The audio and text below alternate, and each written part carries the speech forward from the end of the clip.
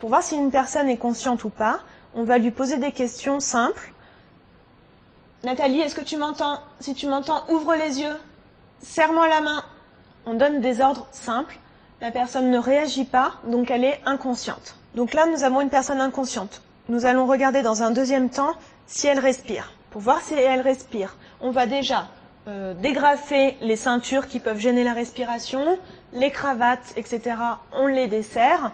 Et ensuite, on va venir regarder la respiration. Quand une personne est inconsciente, tous les muscles sont relâchés. La langue, c'est un muscle, donc en fait, elle va tomber comme ça au fond de la gorge.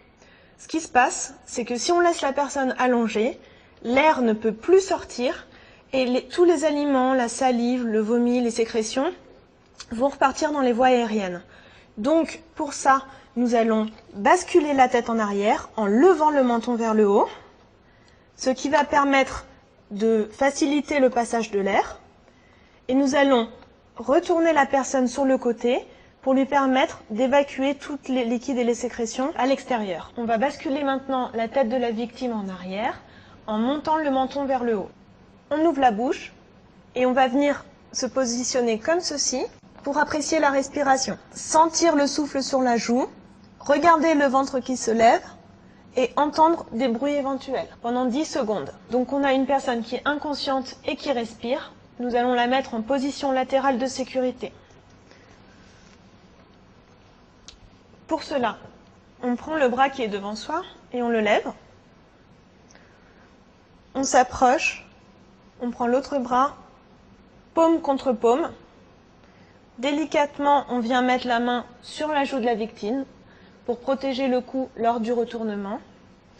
Je viens attraper le genou opposé, je recule et tout doucement, je viens appuyer sur le genou et j'accompagne le retournement également au niveau de la tête. Le retournement doit se faire de façon délicate pour éviter d'aggraver d'éventuelles lésions de la colonne cervicale. Je viens ensuite dégager ma main, tout doucement. Je viens stabiliser la victime en tirant le genou vers moi. La victime est donc bien stable, en appui sur son genou et sur son coude. Je viens avec juste mon doigt ouvrir la bouche de la victime pour que les liquides puissent s'écouler vers l'extérieur. Il est important de surveiller régulièrement la victime pour éviter que son état s'aggrave, de la couvrir avec une couverture ou un manteau si elle est à même le sol, et évidemment d'appeler les secours pour qu'ils puissent assurer le suivi de la victime.